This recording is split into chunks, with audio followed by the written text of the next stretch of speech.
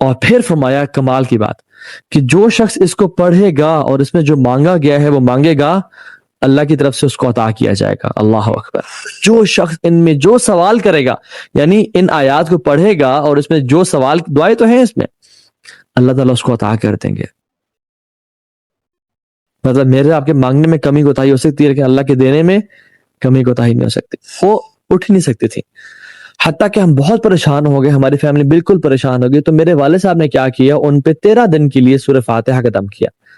For 13 days consistently he recited سورہ فاتحہ on her، اور کہتے ہیں ان کی ٹانگ واپسی بالکل ٹھیک ہو گئی۔ حدیث عبداللہ ابن عباس رضی اللہ عنہما فی صحیح مسلم کی حدیث ہے۔ عبداللہ بن عباس فرماتے ہیں کہ جبریل علیہ السلام اللہ کے نبی صلی اللہ علیہ وسلم کے ساتھ بیٹھے ہوئے تھے، اور اوپر سے دروازے کھلنے کی آواز ہے، یعنی آسمان سے دروازہ کھلنے کی آواز ہے۔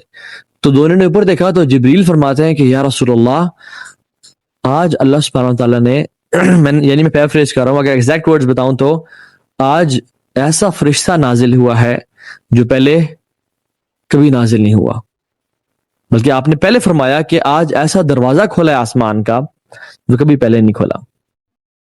اور پھر جب فرشتہ کو دیکھا تو کہا کہ آج ایسا فرشتہ اتر رہا ہے، نازل ہوا ہے جو آج سے پہلے کبھی نہیں اترا۔ تو جب وہ فرشتے آئے تو آپ صلی اللہ علیہ وسلم نے انہوں نے سلام کیا اور کہا کہ میں آپ کو 2 نور کی بشارت دیتا ہوں جو کسی نبی کو پہلے نہیں دیے گئے، صرف آپ کو دیے جا رہے ہیں۔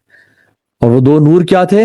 ایک دیا الفاتحہ اور ایک دیا سورۃ البقرہ کی آخری آیات، آمن الرسول بما انزل الیہ من ربہ والمؤمنون سے لے کے اینڈ تک۔ اور پھر فرمایا کمال کی بات کہ جو شخص اس کو پڑھے گا اور اس میں جو مانگا گیا ہے وہ مانگے گا، اللہ کی طرف سے اس کو عطا کیا جائے گا۔ اللہ اکبر۔ یہ امت محمدیہ کے لیے کتنا ہی بڑا بینیفٹ ہے۔ مجھے آپ یہ بتائیں، ہمیں اس دنیا میں آئے ہوئے، مسلمان بنے ہوئے 25 30 35 40 سال ہو گئے، رائٹ؟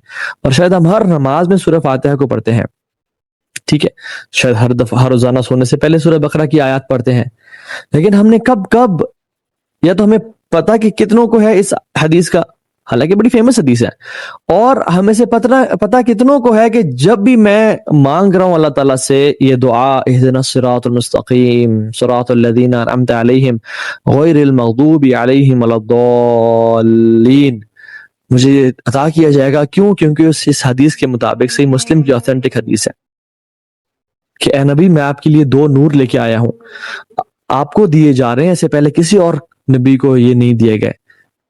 اور وہ کیا؟ سورۃ الفاتحہ اور آمن الرسول، سورۃ بقرہ کی آخری آیات۔ اور جو شخص ان میں جو سوال کرے گا، یعنی ان آیات کو پڑھے گا اور اس میں جو سوال، دعائیں تو ہیں اس میں، اللہ تعالیٰ اس کو عطا کر دیں گے۔ مطلب میرے آپ کے مانگنے میں کمی کوتاہی ہو سکتی ہے، لیکن اللہ کے دینے میں کمی کوتاہی نہیں ہو سکتی۔ ایک اور حدیث میں آتا ہے، ابو سعید بن معلہ، صحیح بخاری میں حدیث ہے، فرماتے ہیں کہ میں نماز پڑھا تھا، آپ صلی اللہ علیہ وسلم آئے اور آپ نے مجھے بلایا، پکارا، تو میں نہیں گیا، میں نماز کمپلیٹ کی اور پھر میں گیا، تو اللہ کے امین نے فرمایا کہ تم میرے پاس کیوں نہیں آئے؟ سعید بن معلہ کہتے ہیں کہ میں نماز پڑھا تھا یا رسول اللہ، تو آپ نے فرمایا کیا تم نے قرآن نہیں پڑھا؟ یا ایھا الذین آمنوا استجیبوا للہ ولرسول اذا دعاکم لما یحییکم، اے لوگوں جو ایمان لائے ہو، اللہ اور اس کے رسول کی بات کا جواب دو، یعنی اللہ کی پکار کو سنو، attend his call when they call you۔ تو وہ شرمندہ ہوئے، تو آپ نے فرمایا کہ میں تمہیں قرآن کی ایک عظیم صورت آج اس مسجد سے نکلنے سے پہلے بتا کے جاؤں گا۔ تو آپ صلی اللہ علیہ وسلم اپنے کچھ کام میں مصروف ہو گئے اور وہ اٹھ کے مسجد سے جانے لگے، یعنی آپ صلی اللہ علیہ وسلم ان کے ذہن سے نکل گیا تھا۔ تو سعید بن معلہ نے کہتے ہیں یا رسول اللہ، آپ نے مجھے کچھ بتانا تھا۔ انہوں نے ریمائنڈ کرایا اور آپ نے کہا الحمدللہ رب العالمین ہی سبع المثانی والقرآن العظیم الذی اوتیتہ، الحمدللہ رب العالمین۔ تو میں بتانے لگا ہوں جو قرآن کی سب سے عظیم صورت ہے نا، وہ یہ ہے، ہی سبع المثانی، یہ 7 often repeated آیاز والی صورت ہے جس کو کثرت سے پڑھا جاتا ہے، والقرآن العظیم، اور یہی تو ہے قرآن عظیم، الذی اوتیتہ، جو مجھے عطا کی گئی ہے۔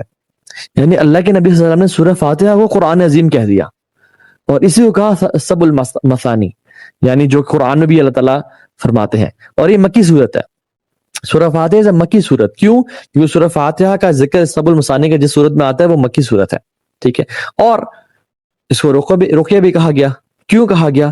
کیونکہ ڈفرینٹ انسیڈنٹس ہیں.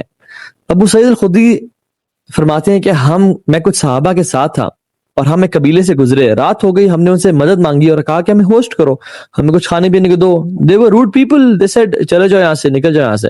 تو ہمیں بڑا برا لگا. حالانکہ اس دور کا, اس ٹائم کا یہ تھا کہ جو ٹریولرز آتے تھے اس کی رسپیکٹ اور اس کا اکرام کیا جاتا تھا, اس کو ٹھہرایا جاتا تھا, کیونکہ ان کے پاس زیادہ کچھ کھانے پینے کے لیے کوئی ایس یو ویز یا بڑی گاڑیاں یا کوئی نہیں ہوتی تھیں. ٹھیک ہے. ان کے پاس وہ وہی جو کیملز اور ہارسز ان پہ سواری ہوتے تھے. خیر انہوں نے انکار کر دیا تو وہ بڑے دکھی ہوئے. کہتے ہیں ہم اس قبیلے سے باہر نکل کے وہاں پہ ہم نے خیمے لگا دیے اور ہم وہاں پہ رہ رہے تھے. اس قبیلے کے سردار کو بچھو نے کاٹ لیا.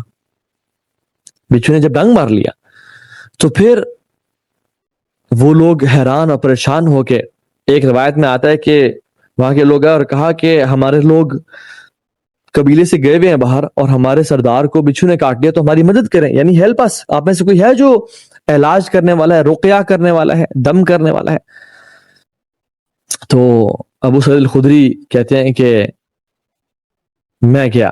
ایک روایت میں آتا ہے کہ ہمیں سے وہ شخص گیا جس کے بارے میں گمان نہیں کیا جاتا تھا کہ وہ رقیہ کر سکتا ہے. صحیح مسلم کی حدیث میں ابو سعید الخدری خود گئے, اور جب گئے تو آپ نے اس پہ سورہ فاتحہ پڑھ کے اس کو دم کیا. روایت میں آتا ہے کہ 7 دفعہ پڑھ کے اس کو دم کیا. جب دم کیا تو وہ بالکل ایسے ٹھیک ہو گیا جیسے اس کو کچھ تھا ہی نہیں, بالکل پرفیکٹلی فائن, شفا مل گئی اس کو. لیکن یہ ابو سعید خدری نے کہنے سے پہلے یہ کہا کہ سنس تم لوگوں نے ہم پہ احسان نہیں کیا تھا, ہمیں ٹھہرایا نہیں تھا, تو ہم بھی رقیہ کرنے کا تم سے اجر لیں گے, تم سے بکریاں لیں گے. تو انہوں نے کہا ٹھیک ہے, we'll give you sheep and goats.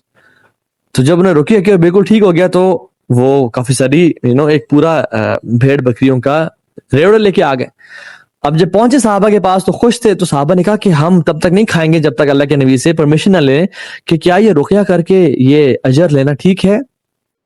تو آپ کے پاس گئے اور آپ صلی اللہ علیہ وسلم نے تعجب اور حیرانی کا اظہار کیا اور کہا کہ تمہیں کس نے بتایا ہے کہ یہ رقیہ تھا, یعنی میں نے پہلے کبھی نہیں ذکر کیا کہ یہ رقیہ ہے. اور آپ نے فرمایا کہ who informed you that this is Ruqaiya, اور آپ نے اکنالج کیا, اور آپ صلی اللہ علیہ وسلم خوش ہے. تو انہوں نے جب پوچھا کہ یا رسول اللہ ہم ان بکریوں میں سے کچھ مطلب کھا لیں, تو انہوں نے کہا ہاں بالکل کھاؤ, بلکہ اس میں سے میرا بھی حصہ رکھو, تاکہ وہ بتایا جائے کہ یہ حلال ہے, اپرووڈ ہے. تو اس میں 2 باتیں پتہ چلتی ہیں. نمبر 1 از سورہ فاتحہ رقیہ ہے. ویسے تو پورا قرآن شفا ہے, پورا قرآن رقیہ ہے, لیکن سورہ فاتحہ کا اسپیسیفکلی احادیث میں رقیہ ہونے کا ذکر آتا ہے, اس کو جتنی دفعہ پڑھا جائے. ٹھیک ہے. اسی طرح سے ایک اور سٹوری میں ایک صحابی ہیں, وہ کہتے ہیں کہ میرے چچا جن کا نام ہے علاقۃ بن سحار التمیمی, وہ مسلمان ہوئے, اللہ کے نبی کے پاس آئے صلی اللہ علیہ وسلم. جب پاس آئے تو اسلام قبول کیا. اسلام قبول کر کے واپسی اپنے علاقے کی طرف جا رہے تھے, تو راستے میں کچھ لوگ تھے اور ان کے پاس ایک شخص تھا بیچارہ جو کہ پاگل پن کی وجہ سے بالکل پاگل ہوا تھا, اور اس کو انہوں نے زنجیروں میں, چینز میں جکڑ لیا تھا. تو علاقہ ابن سحار التمیمی کہتے ہیں کہ ان لوگوں نے مجھ سے پوچھا کہ تم بڑے خیر والے بندے کے پاس سے آ رہے ہو, یعنی تم اس شخص کے پاس سے آ رہے ہو جو خیر لے کے آیا, یعنی محمد کریم صلی اللہ علیہ وسلم صلوات ربی وسلام علیہ, تو تم کچھ اس کا علاج کر سکتے ہو, کچھ اس تک خیر پہنچا سکتے ہو اللہ کے حکم سے؟ تو اس نے کہا ہاں میں اس پہ دم کرتا ہوں. تو انہوں نے سورہ فاتحہ کی تلاوت کی. اب حدیث میں نہیں ذکر آتا کتنی تلاوت کی, کتنا دفعہ پڑھا, اور اس کا متعین کرنا ضروری نہیں ہے 1 دفعہ پڑھیں 10 دفعہ پڑھیں. بات ہے کہ یقین ہونا چاہیے, یہ فرم بلیف ہونا چاہیے. میں آپ کو سورہ فاتحہ کے بھی فضائل بتا رہا ہوں, ویل کم ٹو اٹس تفسیر انشاءاللہ تعالی. تو جب اس کو دم کیا, یعنی ایک کریزی بندہ, بالکل مینٹلی ریٹارڈ, اس کو دم کیا تو وہ بالکل ٹھیک ہو گیا, ایز اف کہتے ہیں کسی نے اس کو زنجیروں سے جکڑا ہوا ہو, اور جیسے ہی انہوں نے سورہ فاتحہ کی تلاوت کی ملٹیپل ٹائمز تو وہ زنجیریں کسی نے کھول دی ہوں, اور وہ بالکل ٹھیک ہو گیا. اور وہ لوگ اتنے خوش ہوئے کہ 100 گوٹس 100 بکریاں دے دیں. تو آپ صلی اللہ علیہ وسلم کے پاس وہ آئے اور آپ سے پوچھا, تو آپ صلی اللہ علیہ وسلم نے فرمایا کہ جس نے یعنی باطل دم کے ساتھ کھایا وہ اسی کے لیے ہے، اور تم نے تو حق کے دم کے ساتھ کھایا، سو یعنی اس اللہ کے میاں کا مقصد یہ تھا کہ تم نے تو حق کے دم کے ساتھ کھایا ہے۔ لوگ تو دور جاہلیہ میں باطل کا، جادو اور شیاطین کے نام کے ساتھ اور عجیب عجیب پڑھ کے دم کرتے تھے اور لیتے تھے، تم نے تو حق کے ساتھ دم کیا ہے تو تم اسے کھاؤ انشاءاللہ۔ میرے جو شیخ کے استاد ہیں جن کی میں آج تفسیر پڑھا تھا اور جس میں سے آپ شیئر کروں گا، حافظ عبدالسلام بن محمد بھٹوی حافظہ اللہ، وہ اسی کی تفسیر میں لکھ رہے تھے کہ میری ہمشیرہ ہیں یعنی میری بہن ہے جن کی ایک ٹانگ کافی کمزور تھی اور دوسری ٹانگ پہ وہ چلتی تھی۔ کہتے ہیں کہ دوسری ٹانگ پہ وزن کی وجہ سے ان کی دوسری ٹانگ بھی بہت ہی زیادہ کمزور ہو گئی اور وہ بالکل بیڈ ریڈن ہو گئی، وہ اٹھ نہیں سکتی تھی، حتیٰ کہ ہم بہت پریشان ہو گئے، ہماری فیملی بالکل پریشان ہو گئی۔ تو میرے والد صاحب نے کیا کیا، ان پہ 13 دن کے لیے سورہ فاتحہ کا دم کیا۔ For 13 days consistently he recited سورہ فاتحہ on her، اور کہتے ہیں ان کی ٹانگ واپسی بالکل ٹھیک ہو گئی، اور آج پتہ نہیں 30 سال لکھے ہوئے تھے یا 40 سال بعد ابھی تک وہ although she is using وہ بیساکھیاں، ٹھیک ہے، لیکن still she is working fine، وہ بالکل اپنی ٹانگوں پہ چل رہی ہیں اور اپنے کام کر رہی ہیں۔ وائے کہتے ہیں سورہ فاتحہ کے سامنے، اور کہتے ہیں میں خود اپنی زندگی میں بہت دفعہ بیمار ہوا، بہت زیادہ دفعہ شدید بیمار ہوا، اور کہتے ہیں کہ باقی دعاؤں کے ساتھ ساتھ سورہ فاتحہ کا دم کیا تو اللہ تعالیٰ نے مجھے شفا دے دی sooner or later۔